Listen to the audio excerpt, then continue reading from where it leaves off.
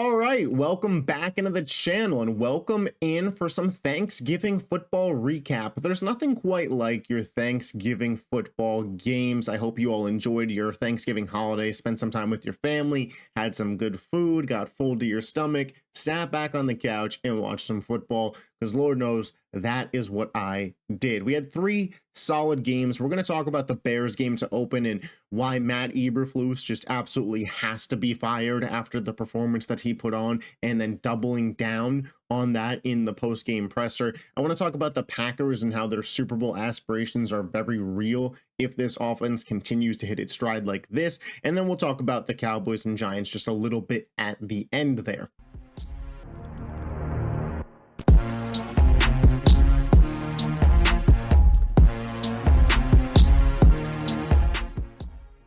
All right, so the Detroit Lions advanced to 11-1, the best start in franchise history, defeating the Bears 23-20. And we'll talk about the Lions in a minute just because they do deserve respect for where they're at. But I thought the big story leaving this game was Matt Eberflus and the coaching disaster class that he put on in the last 45 seconds of this game. The Bears battled all the way back, putting up 20 points in the second half. They won the second half 20-7.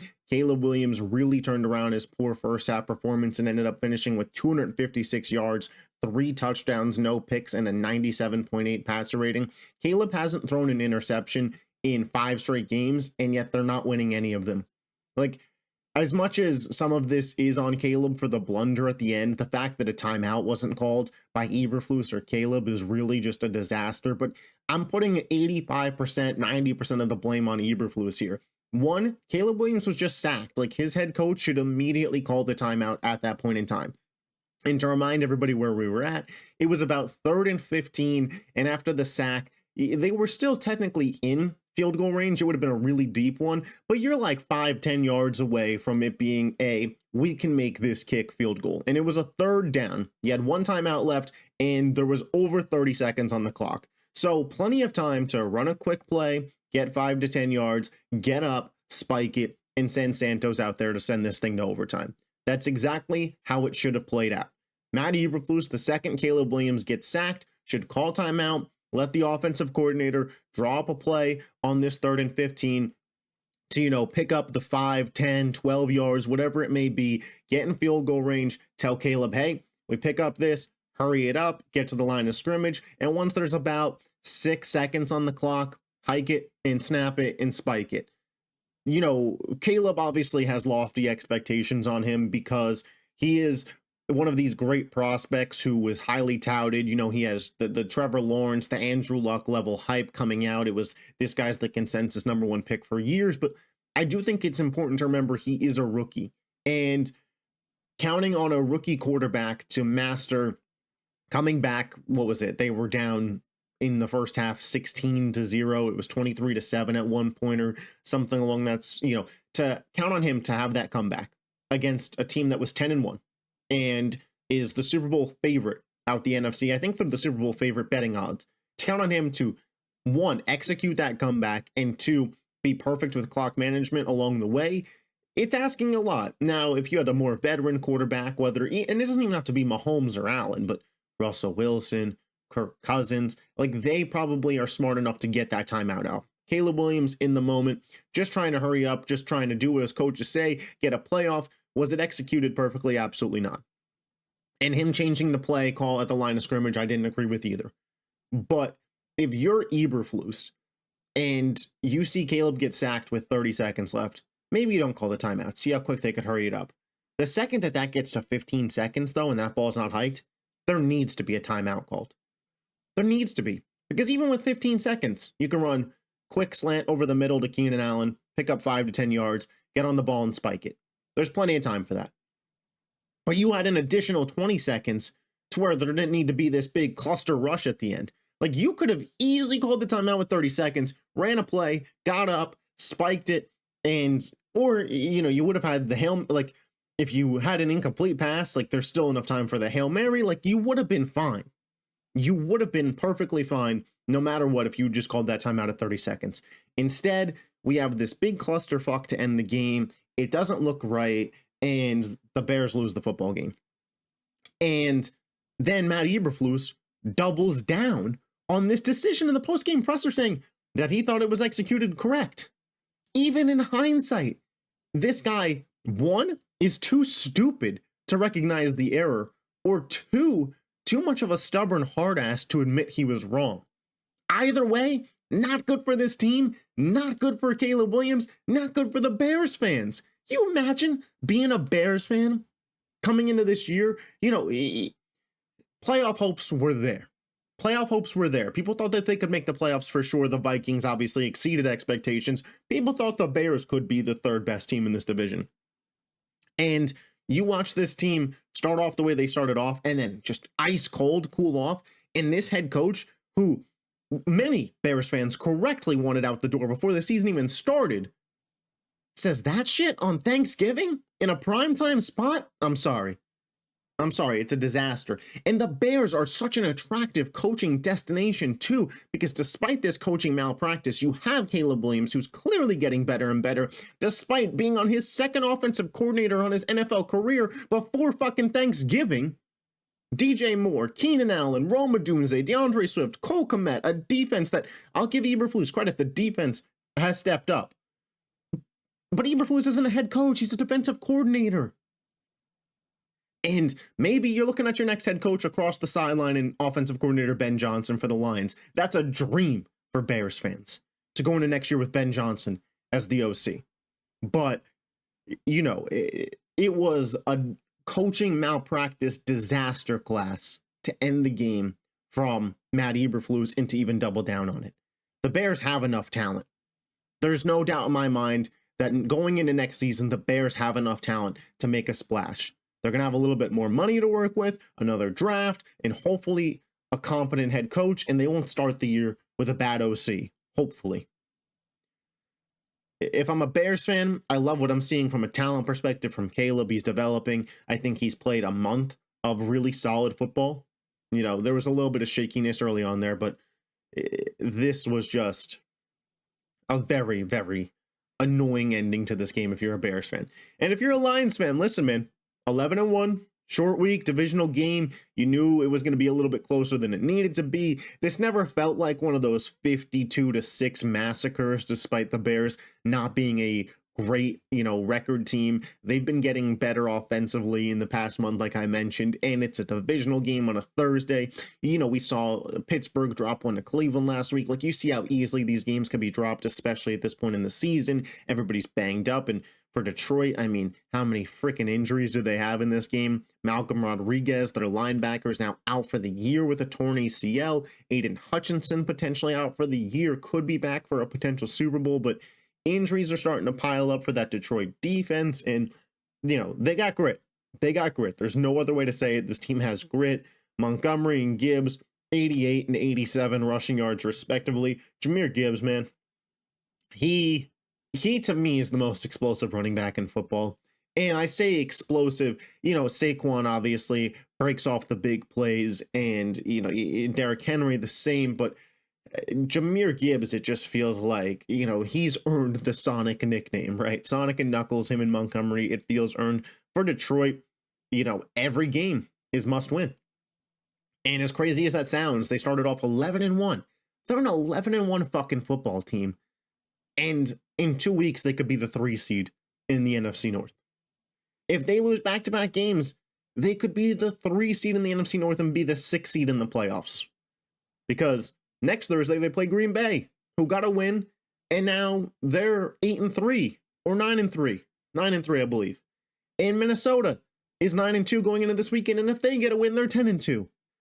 And all of a sudden, Minnesota wins 2, Green Bay beats them next week and wins 2, and Detroit drops 1 to Green Bay and loses another 1, and all of a sudden, you're in 3rd place in the NFC North. Like, this division is a fucking slaughterhouse.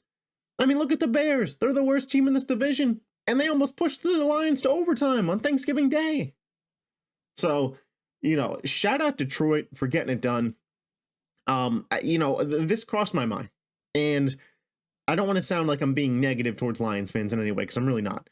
But this year feels must win for Detroit. Everything is in your favor in terms of you're in first right now, you're 11-1, you're in a really good spot to succeed. The offense is humming. Jared Goff plays, 15, 16 games in a dome this year. When's that going to happen again? And you have Ben Johnson and Aaron Glenn, who I think will both be head coaches next season. When you look around the league and you look at the Chiefs, Andy Reid ain't going nowhere. Spags ain't going nowhere. You look at the Bills, McDermott's not going nowhere. I haven't even heard Joe Brady mentioned for a head coaching job, so he's probably not going nowhere. The Eagles, Sirianni staying, Kellen Moore not mentioned, Vic Fangio said he doesn't want to be a head coach, not leaving. Detroit, Dan Campbell's cool, but he is the CEO head coach. He doesn't call plays for either side of the ball. He doesn't run either side of the ball. So when he loses coordinators, they have to be replaced with guys that are really good. And he's probably going to lose both this offseason. So a lot of pressure on Detroit, a good Thanksgiving win for them. And sticking with the NFC North, Green Bay picks up the 30-17 victory on Thursday Night Football, Thanksgiving Night Football against the Miami Dolphins. Pretty predictable loss here. Tua now 0-8 in his career in games that are below 40 degrees Fahrenheit. And when you look at the counting stats of this game, it's tough to really put any of the blame on Tua. 37 of 46, 365 yards, 2 touchdowns, a 114.2 passer rating. And while I'll say I don't necessarily fully blame Tua for this loss, you saw some limitations for this team, whether it's period or in the cold. I'll let you determine that, but his average depth of target in the first half was about 3 yards. It is a lot of dink and dunk. And don't get me wrong, when you got playmakers like A-Chain, Tyreek Hill, Waddle, Jonnu Smith, who's come along, the guy had 113 receiving yards in this game, like he's been a big part of this offense. I get it. Get the ball in these guys' hands. But what was the difference in these two teams? Jordan Love, the arm strength, felt like he can make a bigger play. He was 21 of 28 for 274 yards, 2 touchdowns, a 129.2 passer rating. He's clearly just a step above Tua at this point in time. And we'll talk about the Packers in a second. But for the Dolphins, it was just, the numbers in the box score look good. But when you watched it, you could just kind of tell, like, Green Bay's the better team here. And it's not really a conversation. Miami's defense missed a ton of tackles. It was like 13 in the first half. It was bad. But, this is what happens when Miami goes and plays in the cold. And it's just the truth of the matter. And you saw Josh Jacobs post game. They asked him how Miami looked out there, and he said they looked cold. Their defense looked cold. Tua looked cold. Underneath stuff. Not chucking it deep in these big games. Miami's got to find a little bit of balance to that offense. Before this year, their whole offense was dependent on the big play. This year, it feels like it's a lot of underneath stuff. Mike McDaniel, why don't we get a little somewhere in the middle of that? And for the Packers, man, this is the team that has true Super Bowl aspirations. You guys have seen me on the tier list the past couple weeks saying, I don't know, it's just something about this team and the fact that Jordan Love is just good for a turnover every game and the defensive pass rush hasn't been great, that made me think they don't stand a chance against Philly and Detroit in the playoffs. This Packers team that we saw last night can go to a Super Bowl. They could win a Super Bowl. Jordan Love, the past 2 weeks, no turnovers. Maybe it's November each year where this guy's just going to start fucking turning it on, because he did the same thing last year. You remember the first half of last year, everybody was a little 50-50 on Jordan Love. Then we got around Thanksgiving, he turned it on, and they went as the 7th seed of the playoffs. They upset Dallas, and everybody was singing Kumbaya about Jordan Love, despite, the divisional round loss. And I was right there with them. I was like, this guy looks pretty freaking good. And the Packers look like they got a bright future. And now we're at Thanksgiving. Jordan Love has not been playing his best football again. Starting to come along in the last 2 weeks. But now the Packers are 9-3. Like, this isn't no team that's a 7 seed this year. They might be a 6 seed just because of how fucking stacked the NFC North is. But if they weren't in the NFC North, like, this is a top 2 to 3 seed in a conference. Jordan Love looked excellent. Josh Jacobs, the numbers won't fully reflect it in this game. He still had close to 150 all-purpose yards and a touchdown, but he's been excellent. We talk about Saquon Barkley and Derrick Henry a ton, as we should. They're the top 2 offensive player of the year candidates, but Josh Jacobs was the other third running back this offseason that a team invested in. And you talk about the impact he's had. I could take you back to weeks 2 and 3 when Malik Willis was the quarterback and the team went 2-0. And shout out Malik and Matt LaFleur for doing their part, but Josh Jacobs, like he played a huge role in those games. Go back and look at the box score of the Colts game if you don't believe me that Josh Jacobs played a huge role. And Jacobs has been excellent for this team. He is a true 3-down back, whether it's pass blocking or tonight in the receiving game, 74 receiving yards. He's shifty out there. Like one of the more underrated players in the NFL, Josh freaking Jacobs. Their receiving core, it could be anybody on any given night, whether it's Kraft, Watson, Wicks, Jaden Reed. Romeo Doubs was out for this game. The Packers got something going here. Xavier McKinney, obviously, he didn't get an interception in this game, but tied for the league in interceptions. Another just great brought in guy from this team. And the pass rush, man, this was the part of the defense that was most worrying for me. 5 sacks, 9 tackles for loss. If the Packers are getting hot right now and getting hot at the right time, we might have a third team in the NFC that I look at and go, yeah, they could go compete and win a Super Bowl. Detroit and Philly were for certain already there for me. But what I've seen from Green Bay the last 2 weeks, I think they're going to start to enter those conversations. And because it happened on this day, we'll talk about it. The Cowboys defeat the New York Giants 27-20. Kind of a phantom little comeback there from the New York Giants with a 10-point fourth quarter. But ultimately, this game kind of went exactly how I predicted it would in the prediction show. Dallas is a team that still wants to win football games. The Giants are not. The Giants are fully in, like, let's go get Shador. Let's go get Cam Ward. I'd imagine those are the conversations already happening in the front office. Like, they're looking ahead to the mock draft. And Dallas is, let's find something for next year. Mike McCarthy's, let me coach for my job. Let me be able to go to Jerry and say, hey, if we had had Dak, we would have figured it out. Like, look at us here. What are they, 5-7 right now? If he could end the season with this team and get them to 7-8 wins, he could easily look at Jerry and be like, man, if we had just had Dak and had Micah all year, we would have been a playoff team.